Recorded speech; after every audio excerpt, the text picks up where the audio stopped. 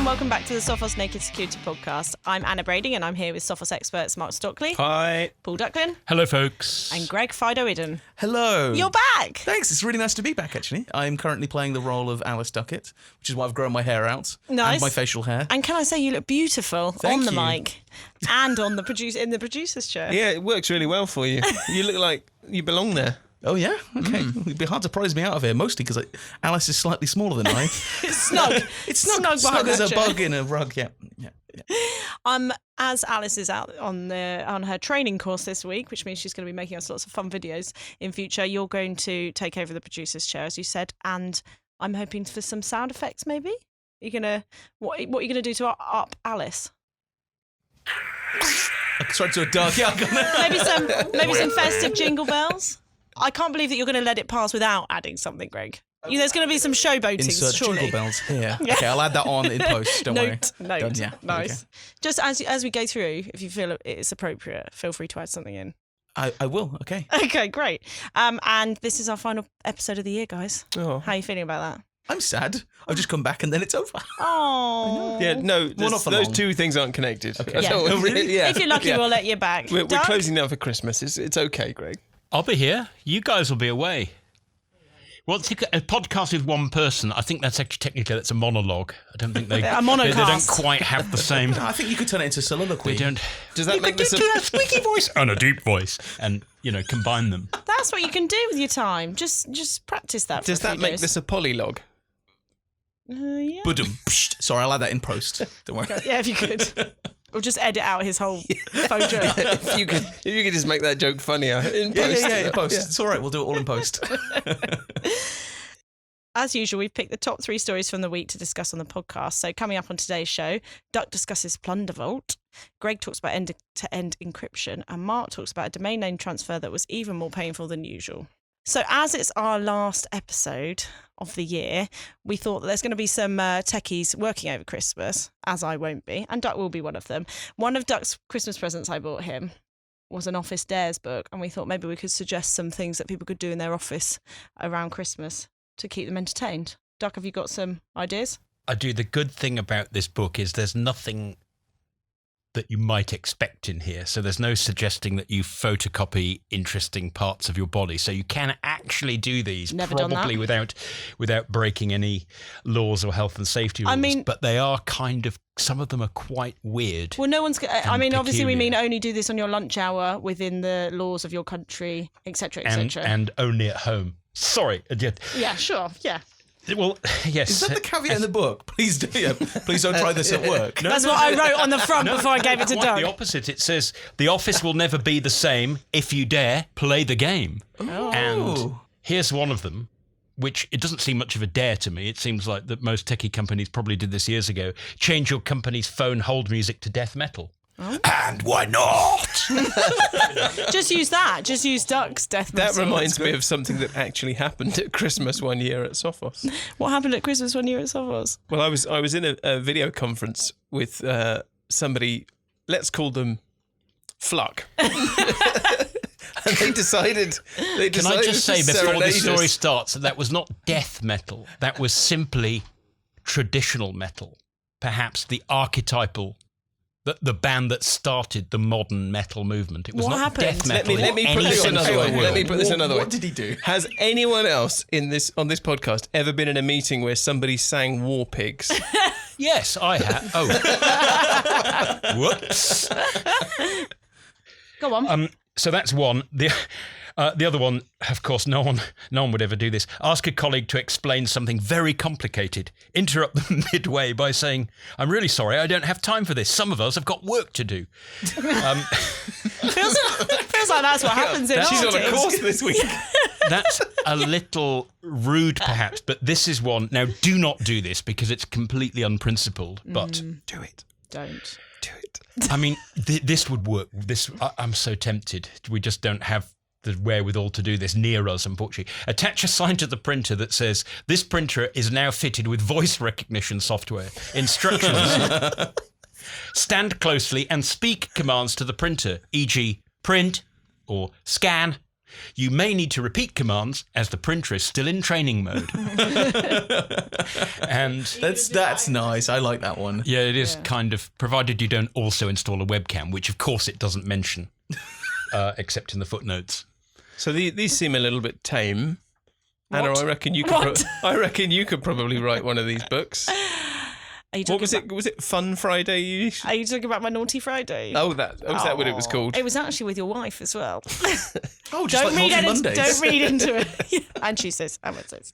What are the dangers of how can you fit a full chocolate bar in your mouth? It was specifically a Twix, but I think you can try it with any sort of standard chocolate bar size, not a snack sized ones. Don't do it while revolving on a chair violently quickly. Ooh, danger Fridays. I think like the problem is that if it's an old style Toblerone, then, right, before they removed some of the teeth, if when you also get the new teeth, style might be quite tricky. when you would get your teeth between the teeth, there's actually a sort of risk of sort of shearing your actual teeth off because the chocolate bar, if it had been in the fridge, would be quite. So Obviously, these aren't quite tricky. Sorry, I was going to say, you're onto something really smart there with the Toblerone because it's got all the segments, so you can actually figure out how long, how many segments of Toblerone can one fit betwixt two cheeks inside mouth. Don't know why I said it that way, but I did. It's Christmas. But I don't know, more joke noise. I'll do it in post. We'll do it in post. But you could take all the segments of like Toblerone and just I'm a seven mountain. Oh, yeah, What's a I seven see. peak? That's it. 7 Peak. Well, it is mountains, isn't So it? listeners,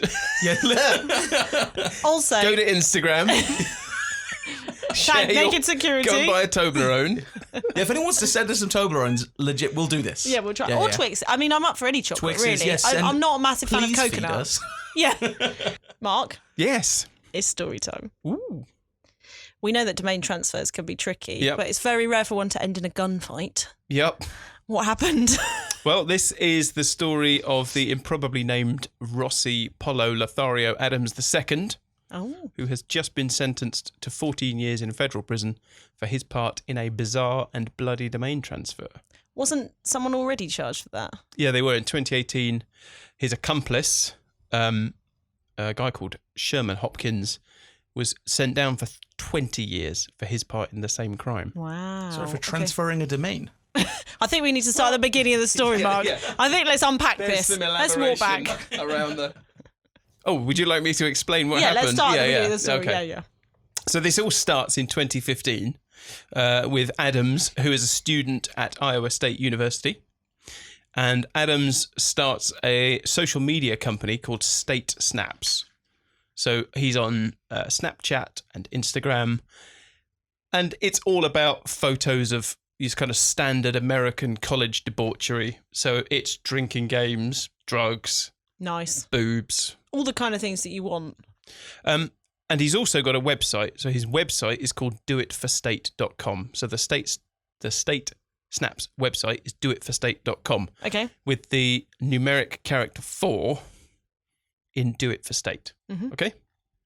Now there's another website called Do It For State with an FOR instead of a 4 in it. I can see where this is going. Yeah. Yeah. And that's owned by an entrepreneur called Ethan Deo. And Ethan Deo isn't really doing anything with this. I think he leases it out to a friend of his to promote some concerts at one point, but he's basically not doing anything with his domain. And Adams decides that it would be better if he owned the domain. So over the course of about 2 years, he makes various attempts to try and get hold of this domain. So he tries to buy it. And he becomes mildly threatening. So he sent a message with some gun emojis to, I think, a friend of... sorry, I'm losing my people now. So he sent a message with some gun emojis to a friend of Deo's at one point. I don't think you could do that now. We'd Can have you to do not? water pistol emojis. I think they've got rid of them. Oh. Be less threatening. Yes. Although I don't know how threatening gun emojis are. Is Really. it like super soakers? Because I'm in. No, I think they're like the really rubbish ones where you have to sort of hold them at a Oh, slight those angle cheap under the ones. tap to sort of, and it takes a long time to fill them up. Yeah. They're them. Well, you were saying, I don't know how threatening gun emojis were. In this case, actually, they turned out to be very threatening indeed. Oh. So the story takes a rather sinister and bizarre turn in 2017. So Adams, who's been unsuccessful in his attempts to gain control of his domain, persuades his cousin, Sherman Hopkins, who's the guy who went down for 20 years, to break into Deo's home.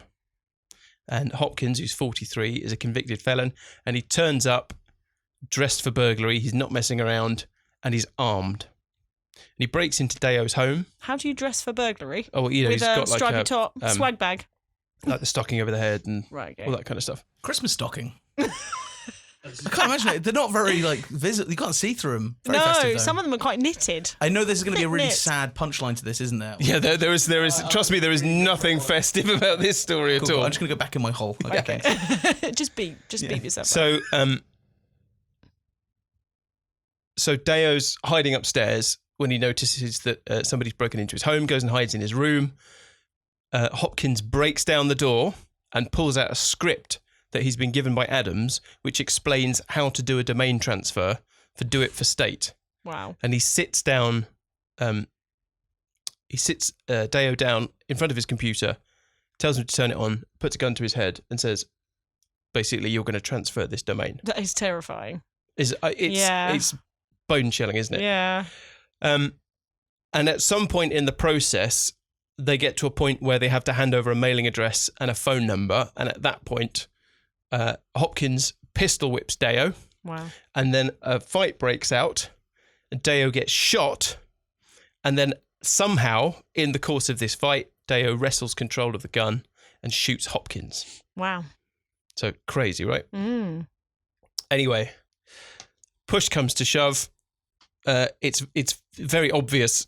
If you've ever done a domain transfer, you have to say who you're transferring it to. So there's a big clue about why Hopkins is there, because he's trying to transfer the domain over to his cousin. Yeah. So both of them end up in front of the prosecutor in Iowa, and both of them are going to federal prison. And so you say that the cousin got more than the instigator? Yeah. Or the mastermind? So I don't know what I mean. He was a Yeah, convicted felon already, and he was the guy who's he Yeah. had a taser and a gun, and he used them both. Scary. Terrifying, isn't it? Yeah. So And weird. What on earth? Sorry. Like, there's other TLDs. Was this just to try and get a .com? No, because it said 4, right? And there was a number, numeral 4, or the word 4, but for .com. yeah. There's an amount of caring about the domain name here Yeah. that is hard to fathom. Yeah, right. I had a similar argument with someone else. I was trying to get a domain for something many years ago.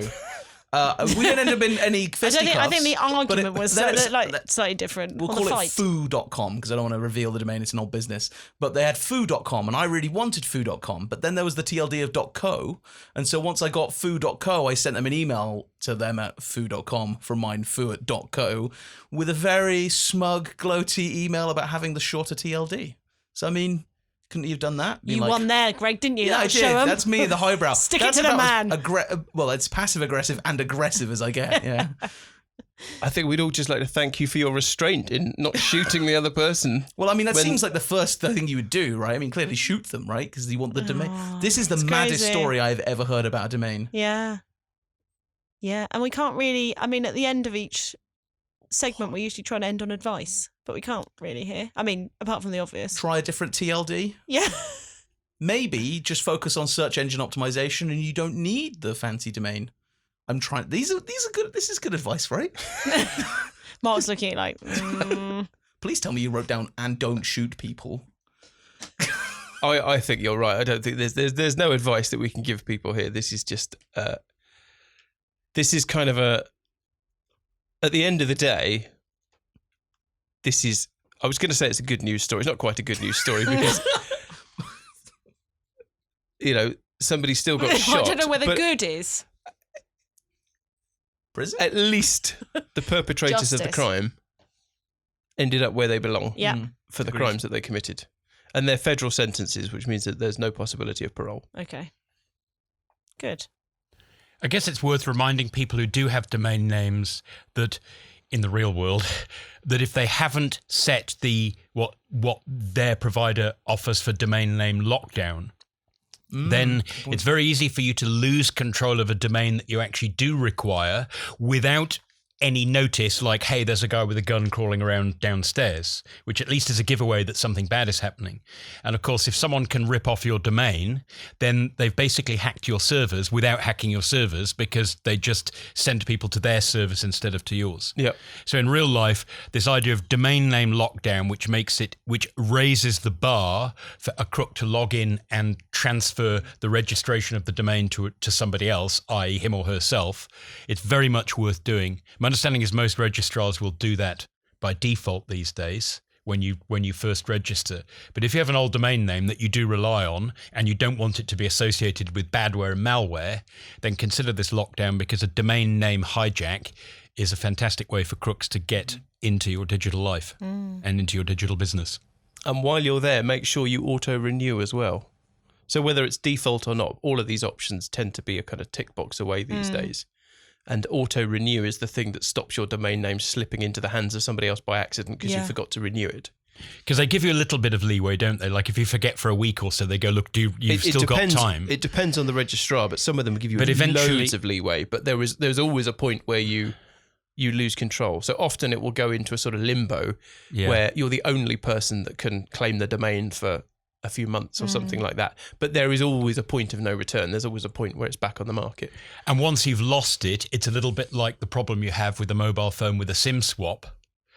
If a crook takes over your mobile phone number or your domain name, you're now the outsider trying to legitimately convince the company that you're the real owner. And in many cases, understandably, good luck with that, because they've made it harder to stop the crooks doing it by social engineering. So also make sure you have all the documentation you might need in the future if this does happen, so you can go and wrest control, whether it's a domain name or a mobile phone number or any sort of online identity, because if someone does steal it off you, they then own it, and you're somehow suddenly maybe seen as the bad guy trying to prize it from them.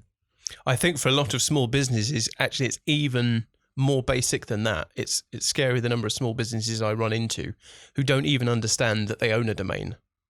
And often they don't own the domain, that they have a website and it has a domain name, but actually the company that registered it on their behalf actually owns the domain name. Right, okay, yeah. Oh, you mean because it said, get a website on our hosted service, free domain name, blah, blah, blah. Well, even and you said, great. They're web designers, right? Even if they went to an agency, it's often actually registered in the name of the agency, and the small business doesn't have the wherewithal to actually sort of claim control of that. So they don't know what their login is to the hosting company and all that kind of thing. I've certainly built websites for people and registered domain names for them. And forgot to renew. But we won't talk about that. There we go. I'll do it in post. Did you get it back in the end? Or was it gone for good? No, because I thought I only did it to help him out. It was fine. Let's not talk about it anymore. Great story. Very Christmassy. Yeah. Duck, you're talking to us today about the latest bug with an interesting name, or B-Wayne? Is that how you... I say Bwayne. Bug with an interesting name, where it has its own website, its own logo, its own HTTPS certificate, you hope. It's Plundervolt this time. Plundervolt, yes. So in one sentence, Duck, what is it? Basically, it turns out that if you turn the voltage down on your CPU, your processor, just a little bit, which the system does adjust the voltage to change, particularly on laptops, to eke out more battery life. If you turn it down just enough, but not too much, instead of cutting out, your CPU can actually be tricked into making mistakes, and it doesn't realize that it's made the mistake. And the researchers behind the whole Plundervolt thing discovered that they can actually exploit those mistakes to do security bypasses. Wow. So don't CPUs just work or not work then, though? That's not the case. That, when I first saw about this, the reason I got interested in it, apart from the cool piratical theme where it has the logo has a chip with a little pirate's patch over one eye. You fell for the logo. Oh, yes. Wow, Duck. And, Duck's feeling so really festive. Is the turn of a new decade. I like the sound of the story. It's a pun on Thunderbolt, which is a hardware interface that's had its own share of security scares. So I went and read about it, and they said, basically, we undervolted the CPU and we got it to misbehave. And I thought exactly like you did. I thought, that can't happen. It's not like in the old days with a Walkman, when the batteries ran down, the music got slower and slower. Oh. It just suddenly... That's an accessible example for our millennial listeners. It just... Remember CD-ROMs where you just, if you walked anywhere. Excuse me? CD-ROMs, CD player. Cassettes are back. Cassettes are back. So yeah, cassettes are cool. So I thought, or old day bicycle lights with incandescent bulbs where they went dimmer and dimmer and dimmer. These days they give you a little bit of warning with a flashing light and then they just go dead. I thought the CPU would do that. Now it turns out that when you do undervolt it slightly, that the simple instructions that the CPU can do, like add, subtract, XOR, and the things that just work directly in one go with 2 registers, those either work perfectly or until the CPU freezes. But the researchers figured, what if we try some of the slightly more complicated instructions that take longer to work, like multiply? And they discovered by trial and error that for some chips at some undervoltages, at some point, suddenly some multiplications went haywire. Like they'd come out with a negative number instead of a positive one, or they'd flip some bits in the answer. And the rest of the CPU would keep working fine. So the damage, if you like, it wasn't bad enough to stop you hearing the music on your Walkman. It still sounded just about okay, but there were these faults. And that meant that the CPU didn't realize that something was wrong. It just plowed on regardless, even though it now was committing these errors, which the important thing is they found that they were reliably repeatable. Right. So it wasn't like a random error. They could predict roughly what was going to happen for specific inputs. They could predict what would go wrong in the output. So then what could an attacker do? Well, obviously the researchers cover this issue in the paper. It's quite important that to make on every CPU I've seen, or at least the way Intel have devised this, is to change the voltage, which is independent of the CPU. It's managed by a voltage regulator circuit. You actually need to program what's called an MSR, or a model specific register. And to do that, you have to be the operating system kernel. And in every operating system kernel that I've seen, when you call the kernel code that says, please change the voltage for me, it forces you to be admin or root. In other words, you have to have superpowers already in order to pull this trick off. Right. So people are going, so what's the big deal? If you want to use this to mess with another process, why don't you just mess with it directly and stop fooling around? But what they had in mind is that they were looking to attack a feature of Intel CPUs called SGX, which is short for Software Guard Extensions. And this is a newish feature, which is quite clever. It basically produces, it allows you to fence off a part of memory in the computer and say, even the operating system kernel cannot look in this. So you have a sort of uber administrator. And the idea is you use those things called enclaves to do your cryptographic or your secure calculations. And what they wanted to do, they wanted to see if they could get admin outside the enclave and then use this undervoltage trick, which doesn't actually involve modifying any memory in the computer directly, to cause this secure code, which was way above even kernel privilege, and get it to misbehave. Because if they could, then they figured those enclaves are usually used for security, cryptographic calculations, storing data that you don't want anyone to be able to spy on, even the operating system kernel. If they could peek in there, then they'd achieved quite a dangerous result. And they did actually get that far. They were able to do just that. So how do people find out if Plundervolt's an issue for them? Well, the most modern Intel CPUs do have support for this SGX feature, which this attack was specifically designed to exploit. Okay. Not everybody runs software that makes use of it, and not all computers actually support the SGX enclaving system, even if the CPU does. I believe MacBooks, Apple, That thing. yeah, MacBooks. They theoretically support SGX, but there's no option in the hardware to turn it on. Yeah. So you kind of think, well, maybe I don't have to worry about this. The problem is that, as Mark pointed out, there are many other parts of the system that could go wrong. So Intel's solution, at least for the time being, while they're looking at what the other implications might be, is to say what we're going to do is we're not going to try and modify the SGX to be resilient to undervolting. We're going to actually stop people from undervolting the CPU by default, so that if there are other things that could go wrong, we'll head them off. And they figure it's okay to adjust the voltage, but the idea that a program just does it at runtime, if you can do that, then you can already do a denial of service attack, right? You just shut the voltage down till the computer dies at the point you want. So their fix is that if you apply a BIOS fix that they've now provided as a result of this paper, then you kind of, at least for the time being, you solve the known side effects of this problem for the moment. You simply prevent the voltage from being fiddled with in this way. Yeah. It's a very long answer that says download the BIOS update. If you go to nakedsecurity.sophos.com, we've got links to the Plundervolt paper, Intel's security response, and Intel's advice on how to do your BIOS upgrade. Greg, Because stick them in the will- show notes.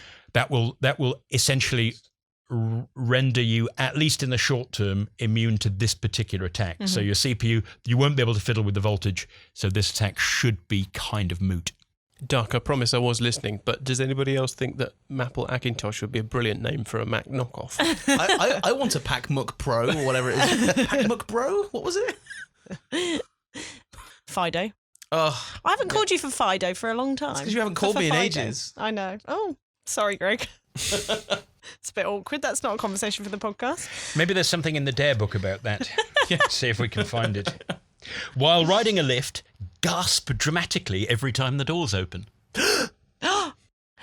From the Anna Brading School of Naughty Fridays, you can see if you can fit 3 crackers, if you can eat 3 crackers in a minute. Well, a Christmas cracker. That's quite big. Yeah. It smells Especially like- with the popping bit. I think that's for American listeners, I think that's what you guys call a graham cracker. It's No, just, that's digestive biscuits. is it? Yeah, Graham graham crackers cracker. are slightly different, aren't they? It's a thing that's Yeah, they're very digestive dry. biscuits. As soon as you start eating one, your mouth goes, and you Yeah. can't eat a second. I was or a really third. cocky and thought I could, but turns out I can't. Anyway, Fido, Yes. back to you. Hey. Sorry I haven't called in a while. It's all right. Could at least text. I'm ghosting you. Oh my God. Congress gave Apple and Facebook a bit of an ultimatum this week, didn't they? They did. Yeah. happened? So, well, we say this week. I think it was was it last Tuesday, 10th of December? So there'd been this Senate judiciary, I can't even say that word, Senate Judiciary Committee hearing. Still can't say it. I say, well, when I was in the judiciary, my goodness, back in 1674. Betwixt. I'll edit this bit out, shall I? I'll edit it out. Don't edit out the bit where you I said can't betwixt now. your It's cheeks. staying in. It's staying in. Okay, so the U.S. So the U.S. Congress they told representatives from Facebook and Apple basically to go and put backdoors in their encryption, or Congress is going to go and pass a bunch of laws and force them to do it instead. So Senator Lindsey Graham told Facebook and Apple reps. Actually, there's a couple of quotes which I'm going to smash together here, I think. They said, you're going to find a way to do this, or we're going to do this for you. We're not going to live in a world where a bunch of child abusers and terrorists have a safe haven to practice their craft. Period. End of discussion. It's like being told off by a teacher. It is. It's very authoritative, isn't it? I think we should probably unpack end-to-end encryption, because hopefully people understand encryption here, using maths to effectively make things unreadable apart from the intended recipients.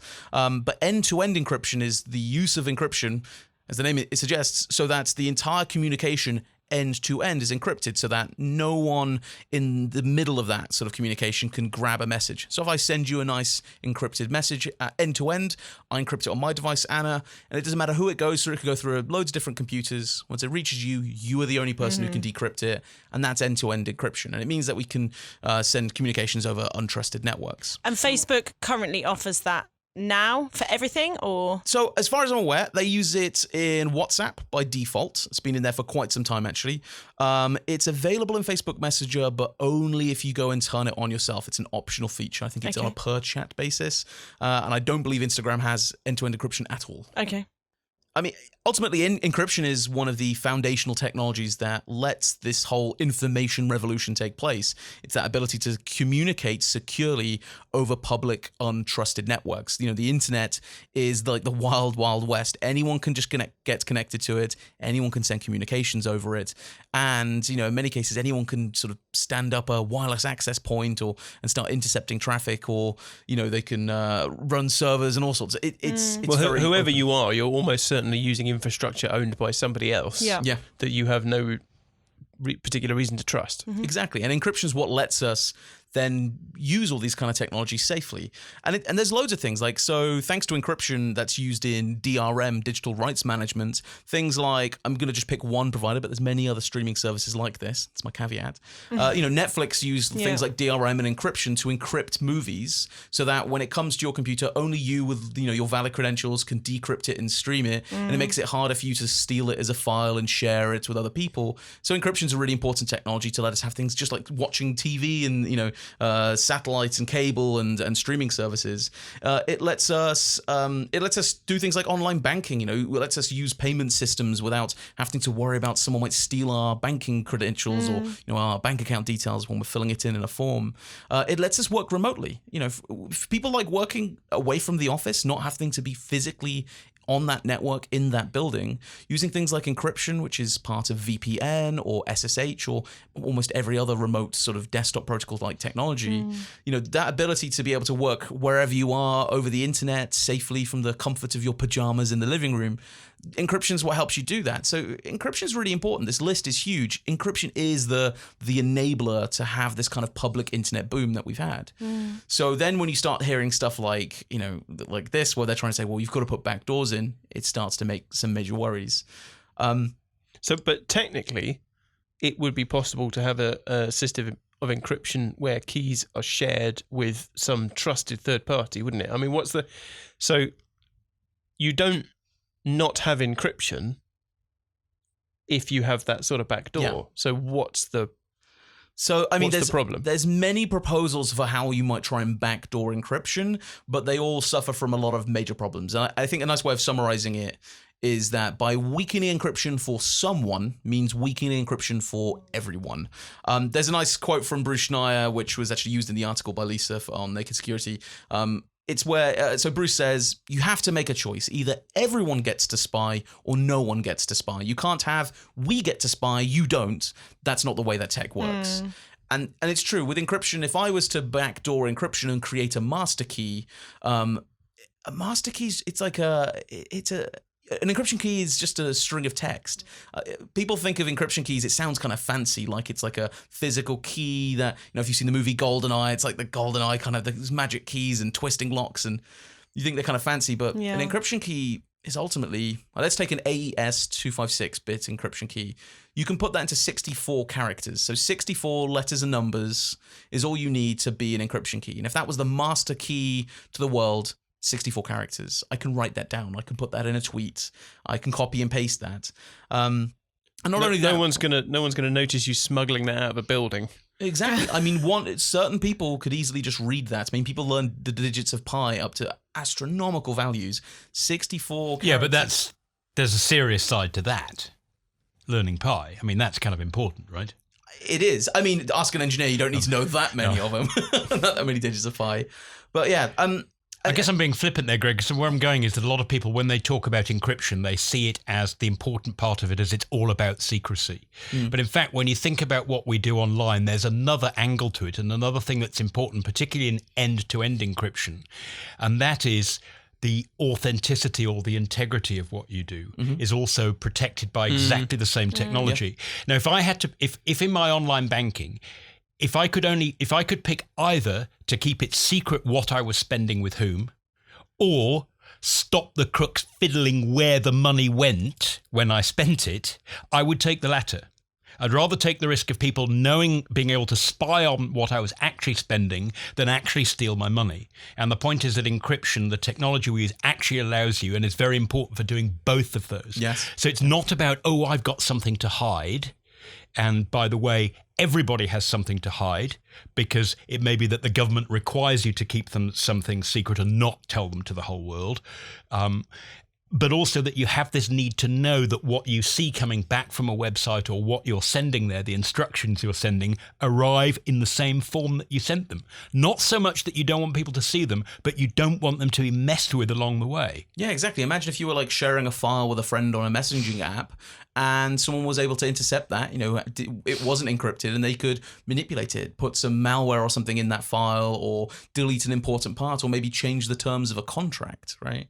So yeah, that's a really good point. Exactly, and in the days before HTTPS, that's exactly what some malware would do. Oh, yeah. Basically, you download the legit file and it just gets changed along the way. So there's nothing to go and look for on the server that you're downloading the malware from. It's just added on the fly because there's nothing to protect it while it's in transit.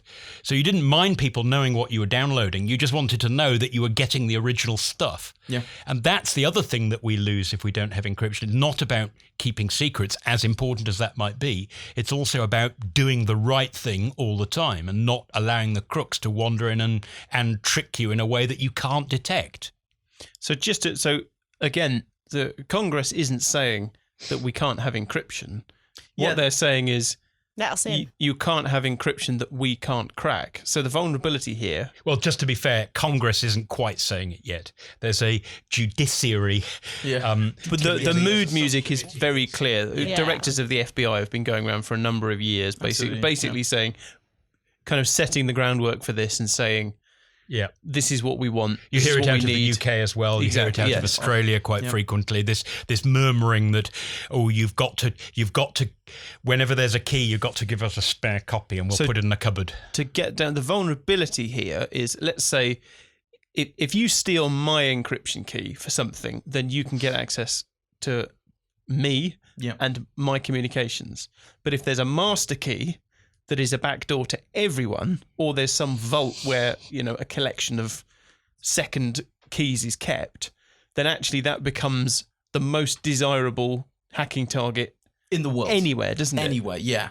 And that's the other thing is, that if you're creating a master key for like everyone's communications, who determines who gets to have that master key? Yeah. You get one government saying, well, we want it, but they're claiming that they're the good guys.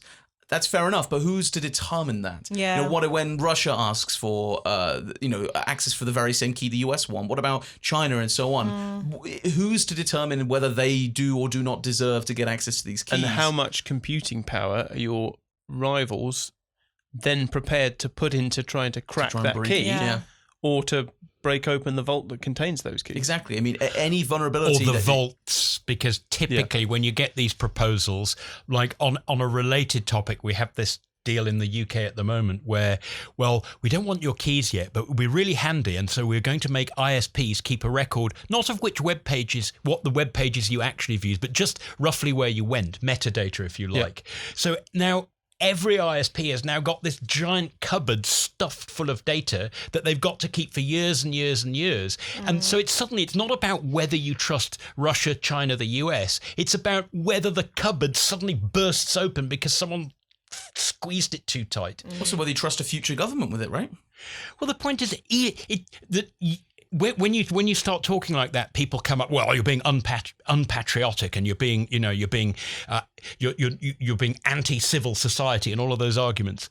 The problem is you can ignore all of that and just look at how many data breaches there've been in recent history that have come via organizations and companies that you would have sworn blind could never make a mistake like that. Yeah, well, let's take the National Security Agency. So the NSA lost Eternal a bunch Blue? of Eternal Blue, Eternal Romance, some of the most powerful, devastatingly powerful hacking tools ever. They got breached, those got lost, and within months of them being stolen and leaked out to the world, we got WannaCry, one of the most devastating bits of malware that we've had in recent years. And I would certainly like to think that a security agency of a nation state would be one of the best at keeping things secure in their country. And if they're unable to keep, these kind of, weapons grade technology safe, how would they keep 64 characters of text safe for anywhere near as much time? And that is the real big risk. The other thing, Duck, and you touched on this, was this problem, which is that we always hear this with these encryption arguments about backdooring it, is it ends up going down a logical fallacy route, which is the fallacy of appeal to emotion. The idea that, instead they always go, oh, well, it's child abusers and terrorists and all these bad guys are doing it, and encryption's being used by pedophiles, and they're using this kind of rhetoric to bypass logic and reason, and instead they're playing off our emotions. I genuinely believe that the politicians who are pressing for this kind of thing, and in particular the people in law enforcement like the FBI who are pressing for this kind of thing, genuinely believe that they are acting in the best interests of the people they're trying to protect. They are, yeah. Because there are paedophiles using these things. These tools are used to go dark, as they say, and to hide communications. And every time there's some kind of terrorist outrage in this country, it's very quickly followed by calls for things like backdoors in WhatsApp. And that's because these kind of apps, I mean, if you're into doing bad stuff, you would use end-to-end encryption. Absolutely. It's just the case that the argument for weakening encryption weakens all encryption everywhere for everyone, which includes an enormous amount of good stuff that things like commerce and law enforcement actually rely upon. Yeah. And it will have a chilling impact on the good uses of it, as people are now concerned who've got complete legitimate uses of these technologies, but are now concerned that they're being eavesdropped or that they might not be secure. But also, it's as they found with like terrorists, the moment they find out whatever they're using has been compromised, they just shift to another service. Yeah, so if you go and backdoor WhatsApp, you're not going to go and reveal terrorists. You're just telling terrorists, don't use WhatsApp, use something else. Yeah, don't use XMPP with like actual end-to-end encryption. For me, that's the most persuasive argument. That the one thing that you know about paedophiles and terrorists and people like that is that they don't care much for the law. So if you pass a law that says you've got to use backdoored encryption. Yeah, the people who aren't going to use it are the people that you're trying to target, and the people who are going to use it are the very people that we don't want to weaken. Yeah. And they must be doing other things as well. Like Facebook can't just be washing their hands of it. You know, they're trying other stuff, aren't they? Absolutely. And the thing is, they're actually making amazing inroads on this. I'm not the world's biggest personal fan of Facebook. We're quite vocal about that normally. But actually looking at what they've been committing to, they're meeting with a lot of safety experts, working with victim advocates, child helplines and others to try and figure out how to better help kids report harm, or anyone else to help improve how, if they identify something, and how they can kind of raise alarm bells and so on. They're also working at new ways to analyze the content that's being uploaded, the images that are being put on Facebook groups, the text that's being uploaded in the public spaces to try and identify dangerous content and so on. So they're making inroads in the right ways without weakening everyone's security in the process. Yeah. And they also said a very clear big fat no to this demand to install backdoors, didn't they? Absolutely, which is, I think, a really welcome sign that they're understanding security. That I think Facebook have also made massive inroads in hiring lots of security experts. I think someone told me they got, is it double the security people now working for them in even like the last year? A real big increase in the number of security professionals working for them. And they'd want to, wouldn't they, given the PR? Well, yeah. Negative PR. But it's good because it means that it always seems understandable that people see that terrorists and child abusers are using encryption to hide away, and so you jump at what seems logical to you, which is we need to backdoor it and we need to get around encryption. But whereas actual security people and even some security services, they would say, well, let's look at the metadata, let's look at other content. There's other indicators and other tools you can use to find without needing to just completely break one of the fundamental technologies we need to have, a public internet. Cool. Thank you, everybody. And thank you to anyone who has listened this year and rated us, maybe even raved about us, and talked to us on Twitter. We'll be back in 2020 with more podcast chat. Where can we find you on social media, Fido? You can find me on the Twitters as @secbug, and you can find me on the Reddits. As I'm going to say it like that from now on. Okay. You can find me on the Reddits as just SecBug again. Short for security bug. SECBUG. See what you did And there. in the judiciary. Judiciary committees. How about you, Max? Can you speak like that too? No. Okay, Mark. You can find me on Twitter at Mark Stockley and at Internet of Hens. How are the hens? I've been worried about them. They're doing okay. They're looking a bit threadbare. It's winter and they're quite old. Oh. And they're doing a very badly timed molt at the moment, but I think they seem to be pulling through. Duck? Yes, I am at DuckBlog on Twitter and at pducklin on Instagram. I'm at Anna Brady on Twitter, and we are at Naked Security on Twitter and Instagram. If you're celebrating, have a very Merry Christmas and a Happy New Year. And until next year, see what I did? Stay secure. Oh my God. Let's try again. I think that went really well. And until next year, Stay secure.